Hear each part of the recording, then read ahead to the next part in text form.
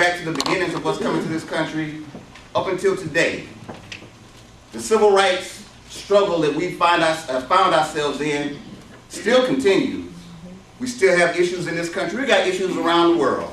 You saw images, not just of stuff in America, you saw images of stuff in China, other places in Europe. They got stuff going on in Ukraine right now. So if y'all think that these issues that the human condition has is something that is so long ago, open up your newspaper. Take a look at the news. Take time to actually see what's going on around you and ask yourself, have we really gotten the message?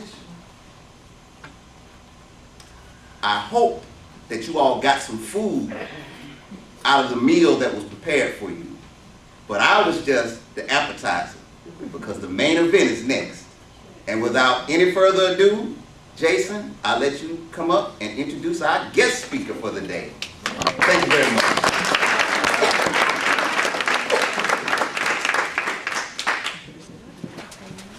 How's it going, everybody else? Ladies and gentlemen, I was fortunate enough to have a fraternity brother introducing me. We both went to ODU at the same time. I just found out, but we didn't meet each other then. So we just met, but it was through friends that we were able to meet, and I was fortunate enough to have him here today. Without further ado, thank you, everybody. First, give them another round of applause. That was good right there. That had a lot of good information in there. More here, I'm going to be talking about things just going forward in the future, but that really, I had to take a moment. That was a lot of stuff I didn't know. A lot of those artists I heard their music before, but I never even seen their faces before. I was born in 1982, so a lot of that. I'm in my 30s now. I might not have heard earlier, I was taking down notes for myself because I owned a business in Lynn Haven, I was a barbershop. And while I was at ODU, I was taking down notes for myself just to stay focused. It was as a young man, it's hard to stay focused. As anybody, it's hard to stay focused. So I was just writing down stuff for myself. And then, unfortunately, I got into a bad car accident while I was working as an auditor.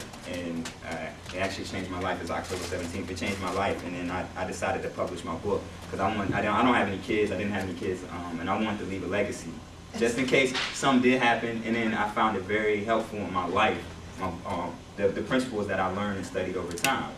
So I published a book, and actually while I was writing it while I was after my car accident, I published it, went back, and got my master's degree. And then during that time, thank you very much.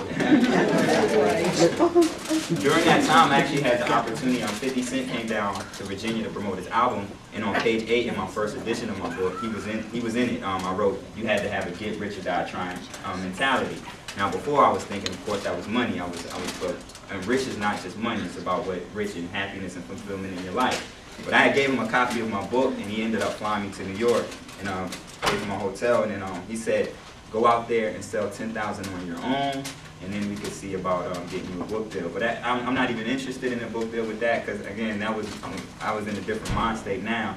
Now it's about focusing on life and helping others experience things, because when you're happy on the inside, it makes a lot different than what you're doing. Focus, and you can share it with that. That's the love. So that's and my God, it's five. I'm not here to sell my book and things. I don't have any copies.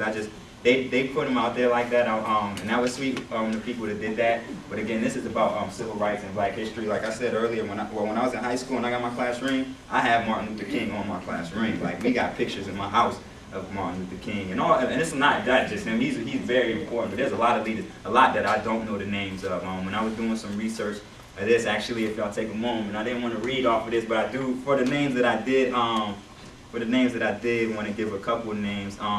It's just 13 people, so bear with me. I had Dr. Martin Luther King, Malcolm X, Ralph Abernathy, Antoinette Brown Blackwell, Lucy Burns, Stokely Carmichael, Cesar Chavez, Frederick Douglass, George Mason, Thomas Paine, William Wilberforce, Hosea Williams, Ida B. Wells, And the list goes on and on. There's so many people, even us, even you. We're all. It's a process. We're all contributing to the movement. So when you think about when I think about civil rights, I don't think it's just the race. Though it's a lot of people of color. It's not just the gender, the location. It's everybody. During that film you just playing, it was a guy in there on one leg. Fighting back with a gun. I was like, wow, you're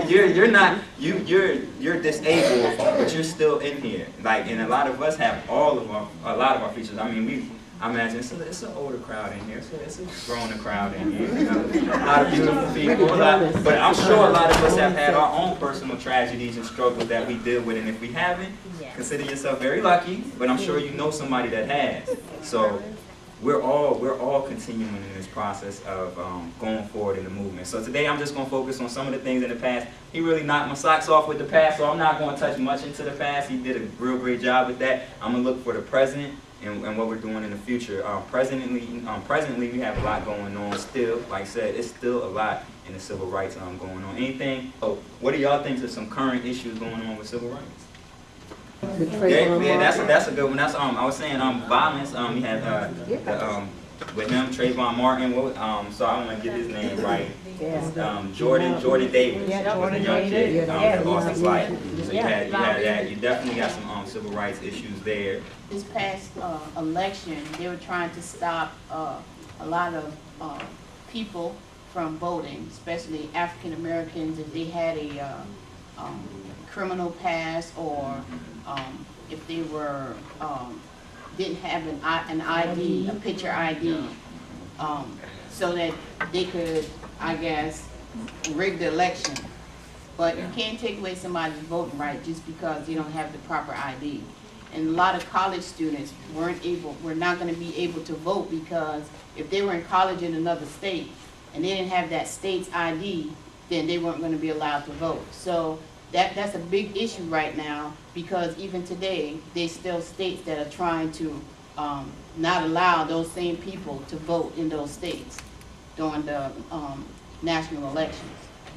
That's a very good point right there. And you think that was something that people were dealing with, like in the early 1900s with voting. That's something we're still dealing with today. So see, some of the issues though, I think, especially with the younger generation I'm involved in, we think, oh, they did all of that in the 60s and the 40s. That was my mom's generation, and that, oh, I can go out if I have enough money, I can go out and do anything I want. And see, when I think about civil rights, it's stuff I don't need it to be written down. I don't need it to be in the law. These are things that are given to me from God. You can't take these away from me.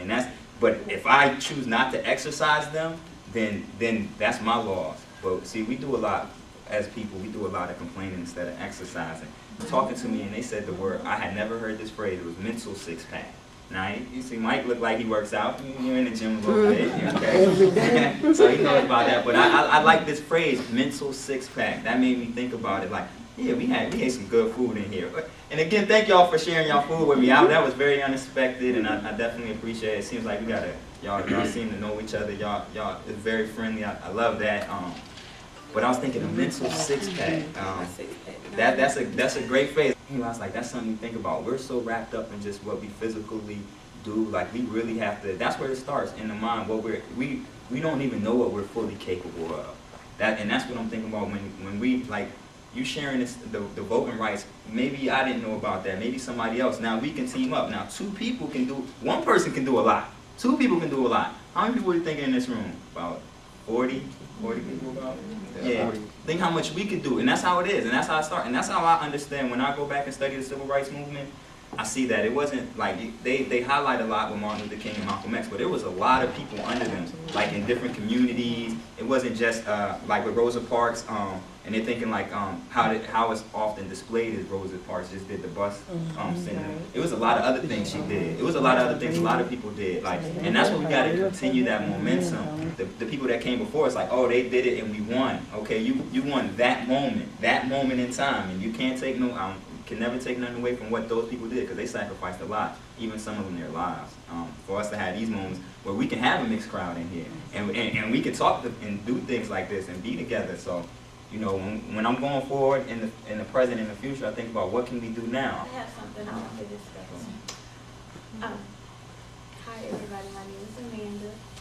Another issue that I see is we don't have enough, well not just black people, minorities, pursuing advanced degrees in the STEM field, science, technology, engineering, mathematics. That area that I pursue. Okay. So you're gonna be a leader in that field. Okay. So But That's a love connection over there. I see. Also, with children in school, I noticed when I was working in the school system, a lot of the minority children, black and Hispanics, reading was not up to par. You know, they was reading in a much lower level than what their counterparts were. Yeah. Also same with their math skills as well. Unfortunately, you think that's what we were talking about earlier with all the very good points, by the way. Thank you.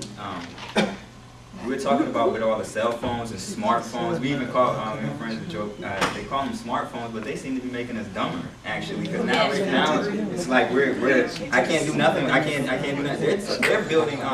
It's probably already created, but to have GPS for when you're walking around in a building. Like they had so it's like think about how much these people that came before us, how much they were doing, and they didn't have nearly as much technology, accessibility that we have, and they didn't have we have all the information they have. So we have to keep continuing to push that forward. But a lot of people don't go out and do things because they figure it's just me. What can I do by myself? It's just me by myself. Yeah. So if you think more in the terms of it's more than just me, then you can achieve something. Absolutely, absolutely, and even on the vote, on the participation, that's what it is. To share a little bit about me personally, I feel close to y'all in here. Y'all let me eat with y'all. Yeah, like family. Because like I said, I graduated from ODU. I had my own business. Things are going great for me. I worked in the government. I traveled. I've been to Hawaii, Cuba, Florida, so many different places. But actually, in 2011, I made the decisions because I really wanted to pursue my dreams. I was homeless for the 6 months. I slept off Little Creek. I slept in my car off Little Creek. I slept in my car off Military Highway for 6 months. While I still have a normal lifestyle, it wasn't. I could still go out and party. I could still go out and do things. But I had to make a decision for my life that. I had to buckle down for that time period to do what I needed to do to get to the level I'm at now. And that's things we have to look at. Like, I understand everybody wants to have luxuries, but at some points in your life you have to decide needs. I like to discuss needs versus luxuries, needs versus wants, necessities. Like at some point, like of course I would want to always have everything like everybody else has, but. Like saying with the participation, I have the same amount of hours as Jay-Z. I have the same amount of hours as Barack Obama. I have the same amount. So if those type of people are doing astronomical things, why can't I contribute to that in my way? I don't have to go out and do things of their nature. Do what you do. Exactly. What you do is what you do, and nobody else does what you do. I don't. And a lot. I think the crowd is more in here. There's more women in here, you know what I'm saying? And so y'all definitely the life bringers. Y'all are. That's factual. We look to all our people though. And everybody does what they do. But if you're not doing it, if you're not participating, or you're not playing your part in the movement, then you're hurting the movement. Then all the people we just listened to, all that, you hurting it.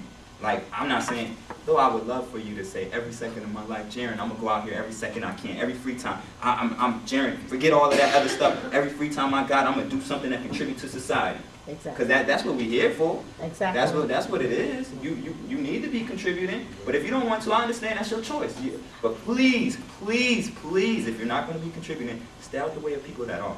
That's true. Stay out the way of people that are. Because I know it's people out here. I know it's people in this room, not out here. I know it's people in this room that wants to contribute. And then that's why when they offered me the opportunity to come speak on civil rights, I said, yes, this is definitely something I want to be a part of. I speak about motivation, I do that, that's fine. But this is something that like this really touched me. Like I'm hey, we family in here? Yes. We family? Yes. I got emotional coming up here on my drive today. I said, what? I said, what? They gonna let me talk about, because I used to go in, I talk about fear, I talk about not every moment is your last moment. Play it like you want. I mean, you know, hey, one day when I was at ODU, they used to tell me I was kind of morbid. I said it wasn't morbid. It is one day that I'm going to check out here. I can't avoid that. So while I'm here, I'm gonna give it what I have, and then I'm gonna give it more than what I have the next time. It's each building on itself. Just like when you go to anything, you build on yourself. It's not like, oh, today I'm gonna go out and I'm gonna change 1,000 people's lives. No, my story when I was homeless. Then somebody else had actually, a friend of mine was homeless for a while. So I was able to help him get his, and that changed my life. Just for me helping one person. You help one person, you help one person, you help one person, I help one person, then it's all gonna keep going. But civil rights, again, it's not just about color, it's not just about, it's a position, it's the rights that you were given. I don't need anybody to tell me that. You're not hurting anybody, but we all gotta participate. We gotta keep it going. So those are things I touch in, and I think a lot of things I speak about in motivation. I usually focus on passion. You know, you gotta trust your passion. Know what you love. You know what you love. Your vision. You have to have your vision. I equate it to gas prices, which I notice in Virginia is a lot lower. Gas prices are a little bit, but you got it, because if you're driving in your car and you don't know where you're going, you will run out of gas eventually. You're just going to, and that's what happens to us a lot. We burn out. So you gotta have a plan for yourself, you know, and it's gonna be some hard days. That's understandable. It's gotta rain sometimes for it to grow. Absolutely. But when you come up from that struggle that you had, that only makes you that much stronger. I assure you that each time. So then you know, I like to talk about knowledge is still power. Knowledge is still power. Like keep knowing that. Don't. And a lot of y'all again are older, so it's a lot of people that I'm sure under your wing that y'all have control and influence over. So remember to show that to them. I want to touch on some of the things Mike discussed earlier with the music, because we were saying now music is so different. Music is so different. I don't even listen. Like I used to throw parties at when I was at ODU. I rented out plenty of clubs in Norfolk. So I was big into that. I wrote music. I don't even listen to rap music no more. I don't because a lot of music in general, it's not focused to help us improve. It's not about improving us. It's about tearing. I got this. I got these rims. I got these cars. I got these women. What is that doing for us as a society? Nothing. But we gotta help instill that into the youth that's coming up. See, I look at us or my role in this as a bridge.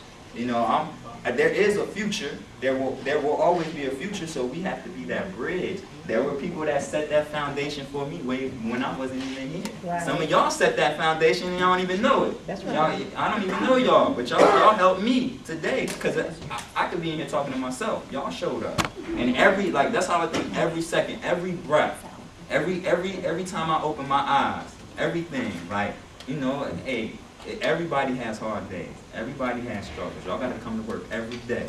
But when you got it. What caused the light bulb to come on? Yeah, for you and your Oh!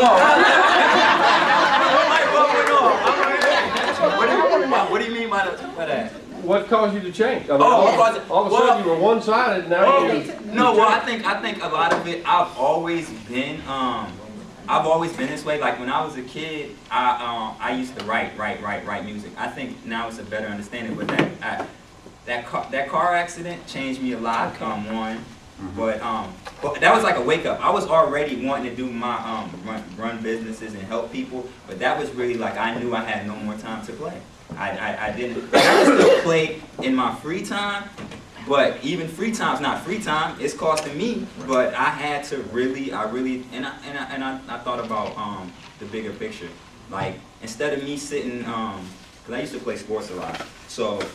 Instead of me just sitting around like watching TV, like I started halving things. Like if I was gonna watch a 4-hour football game, I watch half the football game. I don't need to sit there and watch the whole game. I started thinking like things that were just purely for my entertainment and enjoyment, like it didn't add a value or help me add a value, I really had to do it. But that car accident, that changed me. And I knew my position. I've been granted a lot of good things in my life. Like, I made a lot of dumb mistakes in my life, and I could have been in a way worse position. So I said, at some point, I have to really look at what I've been blessed with and say, hey, I got to give back. And not even just give back, I got to give more. I got to give more. Good question I got. And that's what really changed me. All right. Question.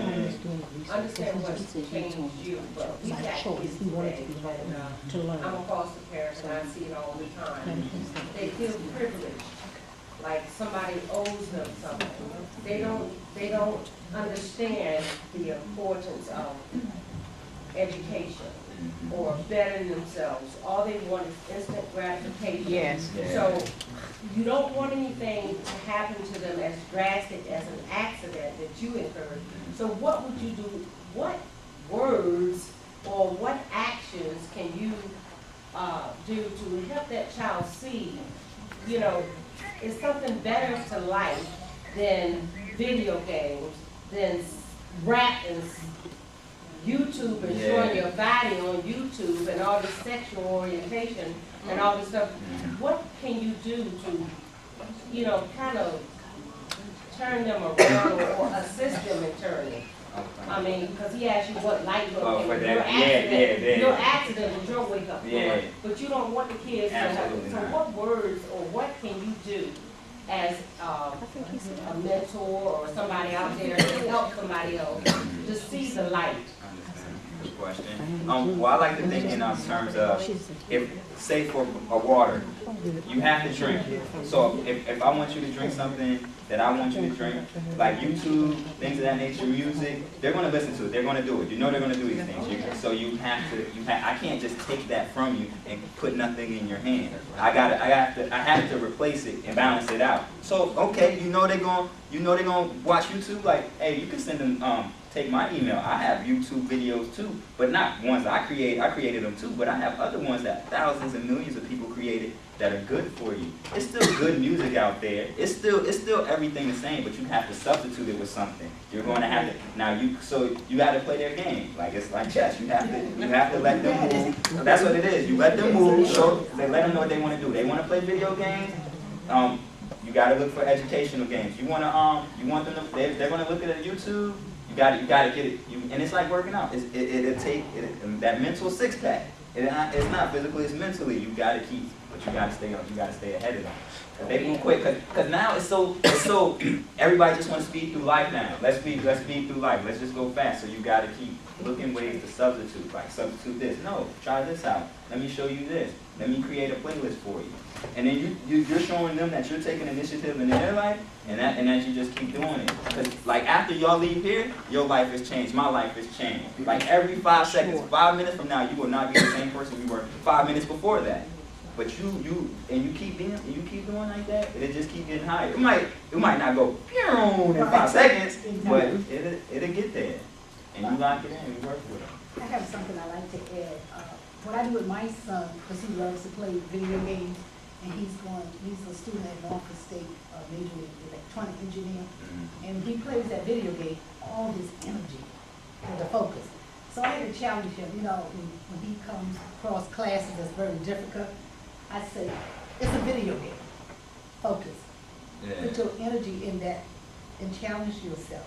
So that's what I've been trying to do. I try to play games with him. Yeah, and that's why you got, because each generation has different strengths. Like now the generations, they're mentally strong. It's just what they're contributing their energy to. Like you could give them a computer that you will be struggling with. They'll come in there like a 6-year-old. My 4-year-old little cousin is sending emails. Like, you're 4 years old. Like, but that's their ability. But they're not going to get out there and do a lot of that physical way that we would do. So again, I'll just look to them like have a substitute though. Don't just take it from them. Then they get frustrated and they'll go back to what they were. And that's what will happen. But and don't give up hope on them. And don't show your frustration. Be the example. That's how I always look at it. I have to be the example. Anybody that's on my team, I have to go. If I got to do it 100 times first before you do it, then I'm going to have to do it. but eventually you'll be like, wow, don't give up. Somebody's not giving up on me. Somebody's staying committed to me. That means a lot.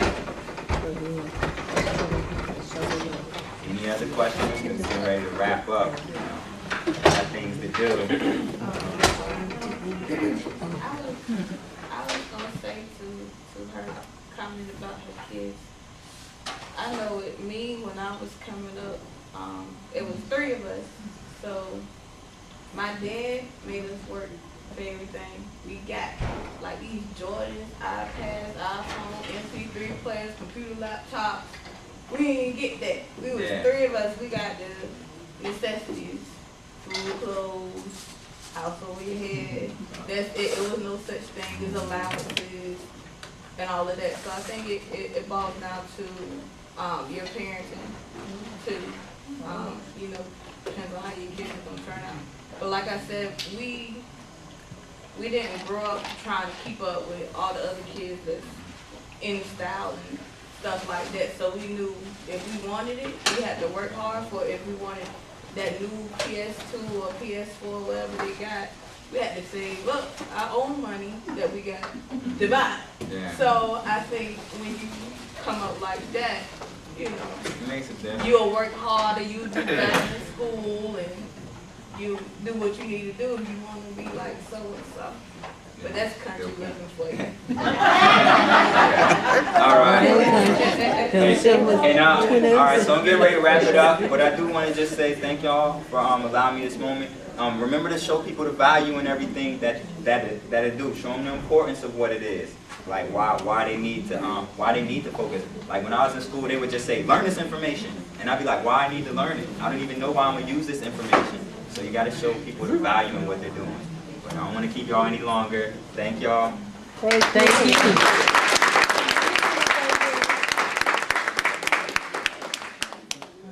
That's again, appreciate you coming out for us all. But we want to present you with our command naps up here last minute. So, but we appreciate it. Thank you. With all that said, appreciate it.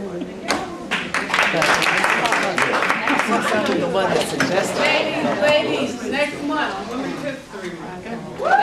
Ladies. You better believe that. What's it? Literally my one thing. Well, those are his business cards and his book, his flyer for his book on the table. If you're more than welcome to take them. Now we need it now. I want some more green beans.